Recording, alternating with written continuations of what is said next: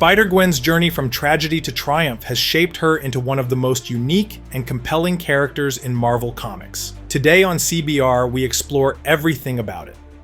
Gwen Stacy is one of those characters in Spider-Man lore who has stuck with fans for decades, and not just because of her relationship with Peter Parker, but because of the sheer weight her story carries in the Spider-Man universe. Created by Stan Lee and Steve Ditko, Gwen first appeared in The Amazing Spider-Man number 31 in 1965, and right from the get-go, she was an important figure in Peter's life.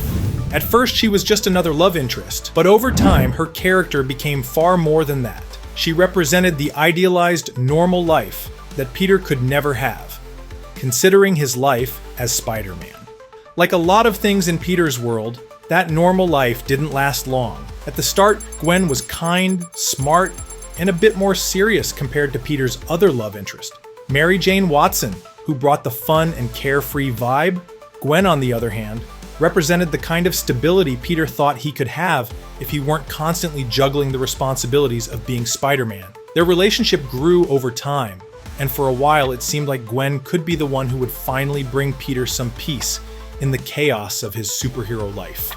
But of course, Peter's life was never going to be that simple.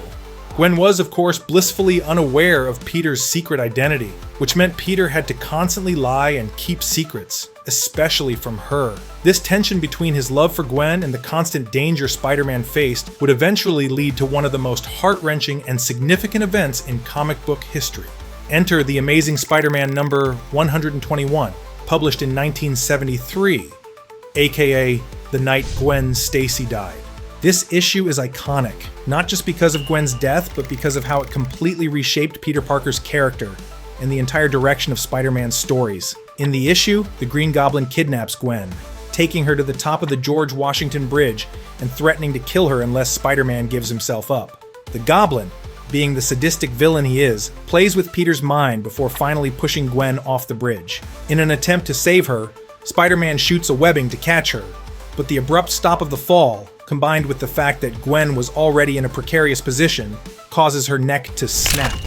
It's a gut-wrenching moment. Peter, desperately trying to save her, ends up holding her lifeless body, and the weight of that loss hits hard, both for him and for readers. Gwen was gone, and she was gone because of his double life as Spider-Man. The tragedy of Gwen's death wasn't just the fact that she was taken from Peter, but the fact that her death was a direct result of the dangers Spider-Man's enemies posed to the people he cared about. For the first time, Peter was confronted with the idea that being a superhero wasn't just about fighting bad guys, it could also cost the people he loved. This marked the end of Peter's innocence. It was a wake-up call, making him question whether being Spider-Man was worth the sacrifice of everyone around him. And let's be honest, it probably still haunts him. After Gwen's death, Peter was understandably wrecked. The guilt he felt, the self-blame, it would define so much of his character for years to come. He lost not just a girlfriend, but a part of his soul. Gwen's death forced Peter to confront the brutal reality that being a hero came with devastating consequences. While he would eventually find love again with Mary Jane Watson, Gwen's memory and her tragic end would always linger in the background, shaping Peter's actions and decisions. But the impact of Gwen Stacy didn't stop with her death. Her legacy echoed through the rest of Spider-Man's journey. For one, her death cemented the Green Goblin as one of Spider-Man's most dangerous and personal enemies, turning him into an even greater threat to Peter's world. Beyond that, Gwen's death became a symbolic turning point in superhero comics in general. It was one of the first times in comics where the love interest didn't just get put in jeopardy for drama, but was actually killed off, showing that in the world of superheroes, no one was safe. That dark tone became a template for other superhero stories, where the consequences of being a hero weren't just about the battles you fought, but about the people who got hurt along the way. And then, of course, there's the whole what-if scenario. Even though Gwen's death stuck, Marvel kept finding ways to bring her back in alternate realities.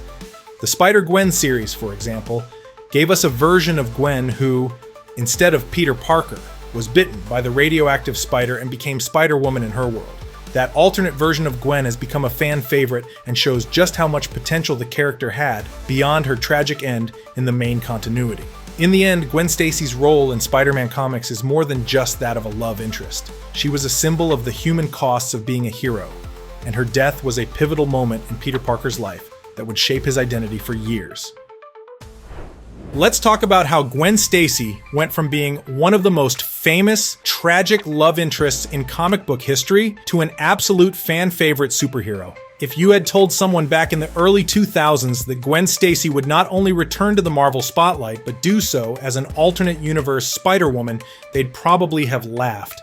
But that's exactly what happened in 2014 when Edge of Spider-Verse #2 dropped. So how did this happen? The answer lies in one of Marvel's most ambitious crossover events, Spider-Verse. Written by Dan Slott, this storyline threw together dozens of different versions of Spider-People, including deep-cut favorites like Spider-Man Noir and the wacky, brilliant Spider-Ham. The whole premise was that different versions of Spider-Man from across the multiverse had to team up against a common threat. Enter Jason Latour and Robbie Rodriguez, the writer and artist duo who reimagined Gwen in a way no one saw coming. In their universe Earth-65, it wasn't Peter Parker who got bitten by that radioactive spider, but Gwen. And that one small change completely flipped her story. This Gwen Stacy isn't just a love interest. She's a full-fledged superhero in her own right. She's smart, tough, and has a unique style that instantly set her apart from any spider person before her. And speaking of style, can we talk about that costume? Robbie Rodriguez knocked it out of the park with her white, black, and magenta suit, complete with the iconic hood. It's one of the sleekest, most stylish spider costumes, which is probably why it became an instant cosplay and fan art favorite. In this universe, Gwen is still close with Peter Parker, but things take a darker turn. Here, Peter is the one who struggles with feelings of inadequacy, leading him to experiment on himself in an attempt to become special. This tragically results in him transforming into the Lizard, and when he dies during a fight with Spider-Gwen, she's blamed for his death. This twist is brutal. Gwen has to carry the weight of her best friend's death, much like how Peter Parker in the main universe has to live with the guilt of Uncle Ben's death. Gwen's not just some Peter Parker clone in a new suit. Her personality is different. She's more rebellious, more into the punk rock scene, and her life revolves around music just as much as crime fighting. She plays drums in a band called the Mary Janes, who are fronted by none other than Mary Jane Watson herself, and this gives her a totally unique angle compared to other spider heroes. There's something incredibly fun and relatable about a superhero who also has to juggle band practice. Spider-Gwen's debut issue was such a hit that Marvel quickly greenlit a solo series for her, something that doesn't happen often with new characters. Fans couldn't get enough of this fresh take on Gwen Stacy, and it helped that the writing was sharp, the art was dynamic, and the entire book had this youthful, kinetic energy that made it stand out. Beyond the comics, Spider-Gwen's popularity exploded into other media. She appeared in animated series, video games, and of course, the Spider-Man, Into the Spider-Verse movie, where she was voiced by Haley Steinfeld and introduced to an even wider audience. The movie leaned into her cool factor, showing her as an experienced, confident hero with a killer sense of style. And honestly, she kind of stole the show. Thus, what started as a cool one-off idea in Spider-Verse has turned into one of Marvel's most beloved modern characters. And let's be real, she's only getting started. As Spider-Gwen's popularity exploded after her debut, it quickly became clear that this was no one-hit wonder of a character. She was more than just a cool new version of an old favorite. She was a fully realized character who deserved to evolve. And evolve she did. After the initial success of her solo series, Gwen Stacy faced some pretty big challenges that would test her as both a person and a hero. As much as she loved being Spider-Woman, the reality of her double life as both a college student and a vigilante was becoming difficult to manage. One of the more significant events in her storyline was the public unmasking of her identity. Gwen, like Peter Parker, had been trying to keep her superhero life under wraps, but the truth always has a way of coming out. In Spider-Gwen #25, Gwen's identity as Spider-Woman was revealed to the world along with all the consequences that come with it. Her life went from being something she could juggle, but even though the situation grew dire, Gwen's resolve only strengthened. And this led to her adopting a new code name, Ghost Spider. This new name wasn't just a rebranding, it represented the change Gwen had undergone as a person. No longer just the Spider-Woman of Earth-65, Gwen was taking responsibility for her actions in a new way. She wasn't just fighting for herself or her universe anymore. She was fighting for the greater good of all the multiverses she found herself in. The change in her codename marked a shift from the rebellious punk rock hero she once was to someone with a deeper sense of purpose. a hero who had learned from her mistakes and wanted to make things right. With this new identity, Gwen also expanded her role in the multiverse. She teamed up with other Spider heroes, including the likes of Spider-Man 2099 and the Scarlet Spider, Ben Reilly. These crossovers became a huge part of her storyline, and seeing Gwen interact with other versions of Spider-People helped her mature as a hero. It wasn't just about being a great solo hero. It was about learning to work with others and finding new ways to balance her responsibilities. Ghost Spider's journey isn't just about becoming a better hero, it's about becoming a better person. Through her struggles, Gwen learned to face the consequences of her past actions and grow into a version of herself who could be proud of the hero she was becoming. She might have started as a punk rock Spider-Woman who played drums in a band, but as Ghost Spider, she embraced her role as a protector of the multiverse. It's this growth, this transition from Spider-Woman to Ghost Spider that makes her story so compelling. She's no longer just the tragic love interest of Peter Parker's story. She's an individual with her own struggles, her own sense of justice, and her own destiny.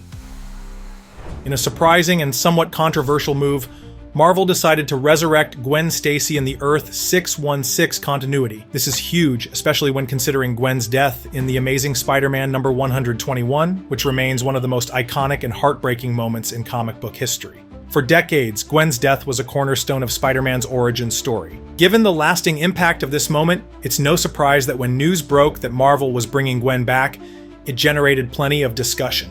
How could Marvel resurrect such an important character without undermining the weight of her original death? But true to Marvel's unpredictable nature, they didn't simply bring Gwen back in a conventional way.